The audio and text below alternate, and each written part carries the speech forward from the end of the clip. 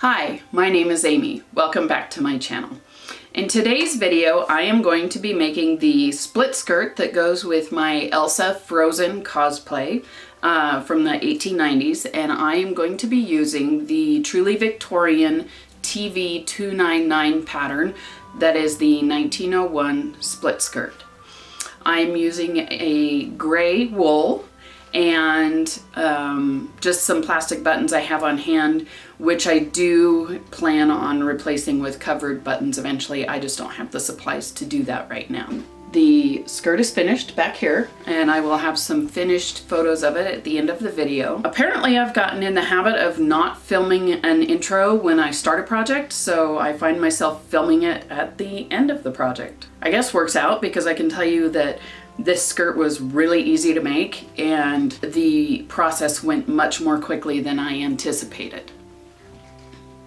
So with that, let's get sewing. This is the first opportunity I have had to use the entire top of the cutting table my dad built me. Usually I keep just one leaf up, and this was perfect for cutting out this project. I was really careful to make sure that the grain line on the pattern pieces lined up with the selvage edges, and I used my clear ruler to do that.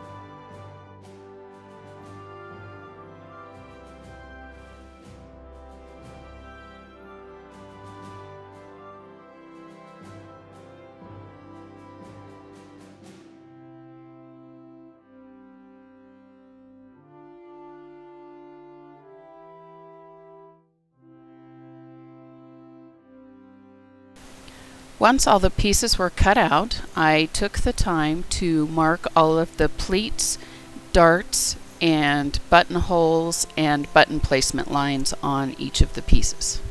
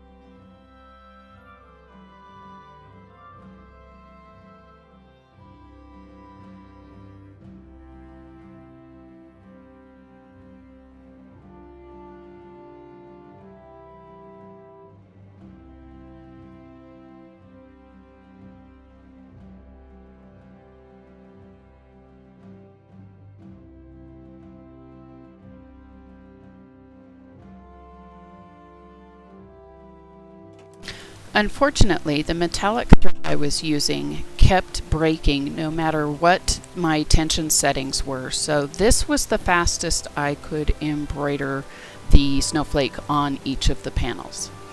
There are 3 panels for each pant leg in the split skirt, which means I did 6 snowflake embroideries overall.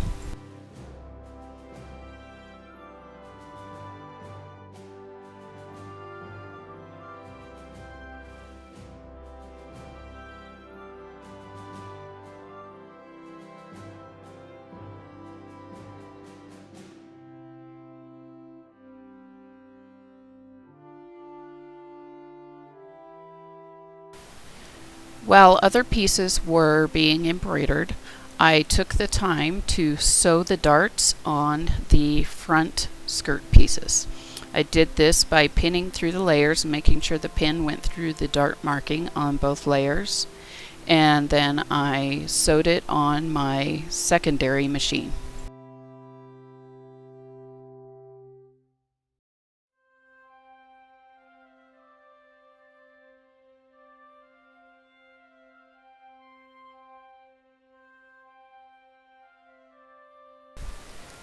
I also used the time that the embroidery machine was running to press the pleats in each of the back pieces. I did this by pinning the pleats in place and pressing them with a dose of steam. Then I took the pins out and pressed them again really well.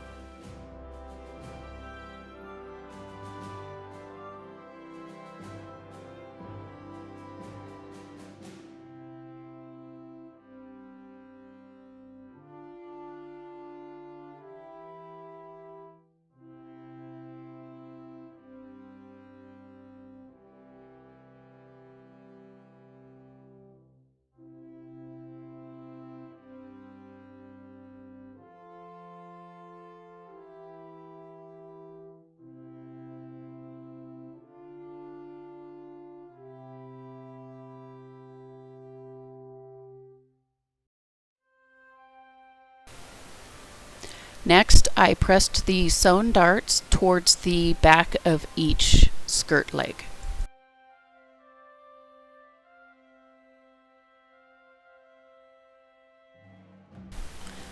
Finally, I pressed the folds and pleats on each of the front panels.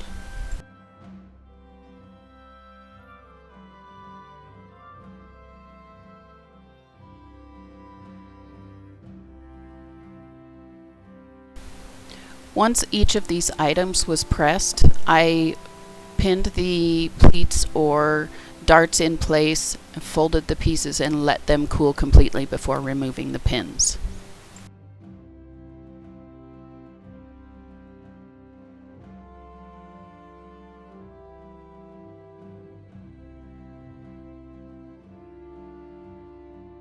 The first step to assembling the split skirt was to sew the front plackets.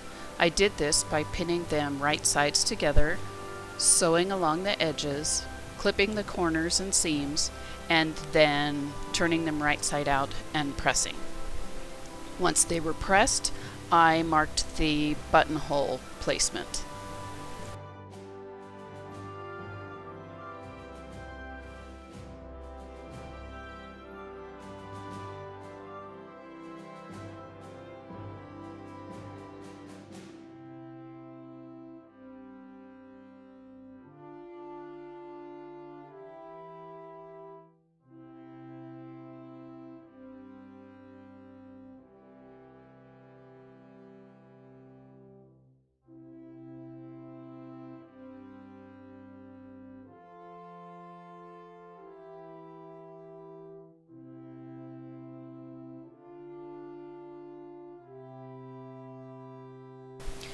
Next, I attached the back plackets to the side front pieces by sewing them right sides together.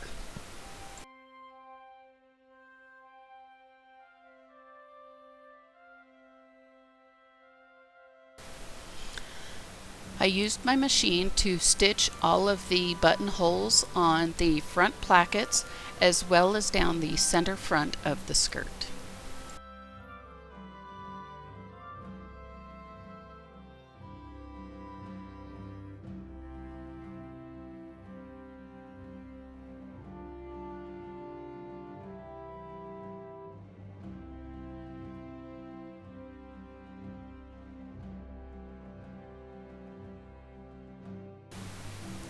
I attached the front plackets to the front pieces by pinning them right sides together and then sewing them to the front pieces.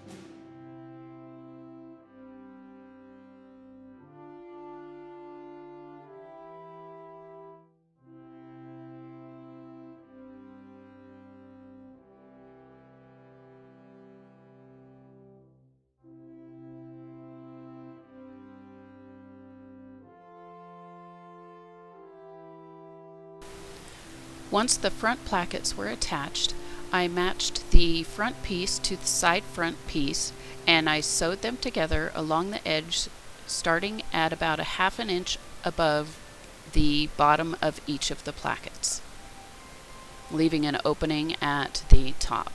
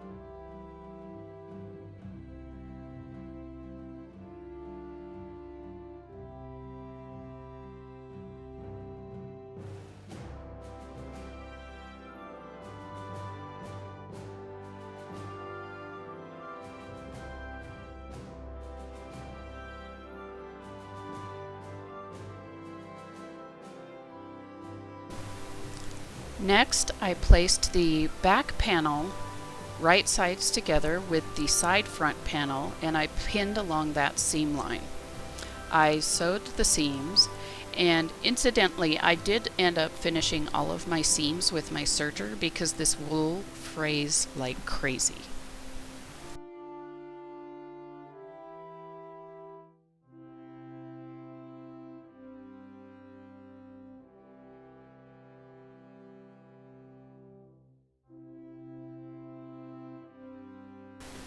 After sewing the back to the side front, I closed each leg by sewing along the inseam, and then I attached the legs to one another by sewing along the crotch with the right sides together.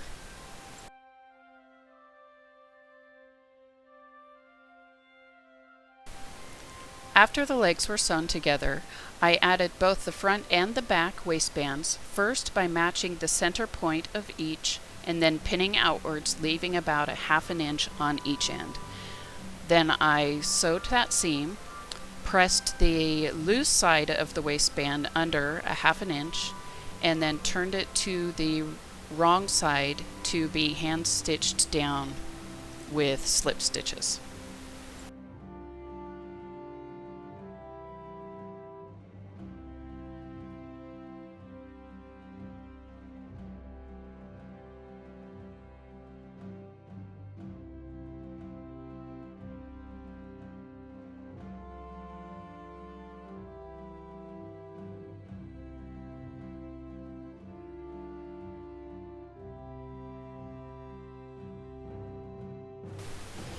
Once both waistbands were finished, I hemmed both legs of the split skirt using the same herringbone stitch I've used for almost all of the hems on my historical projects.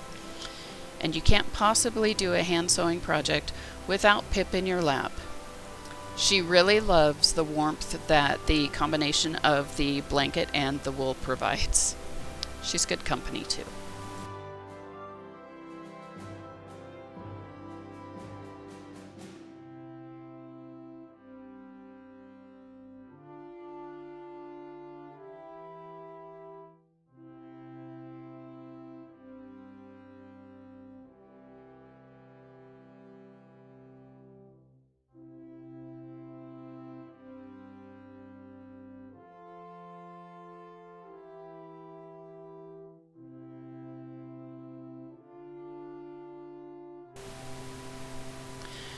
To open up the buttonholes, I placed a pin at each end of each buttonhole, and then I used my seam ripper to open the buttonholes. I put the pins there because that helps prevent the seam ripper from going through the end of the buttonhole and ruining it.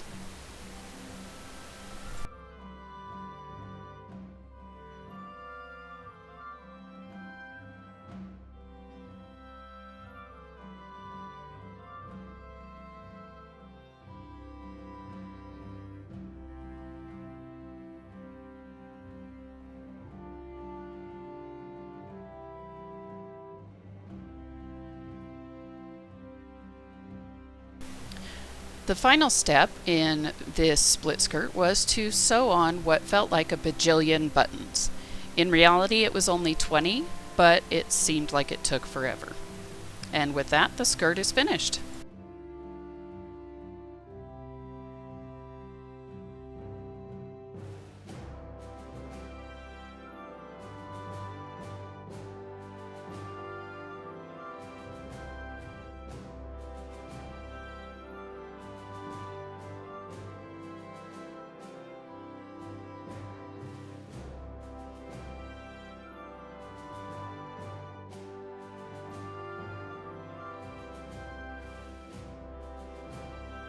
If you like this video, give it a thumbs up. If you would like to see more content like this from me, please subscribe. And if you would like YouTube to let you know every time I upload a video, hit the little bell and they will do so. Thank you for watching.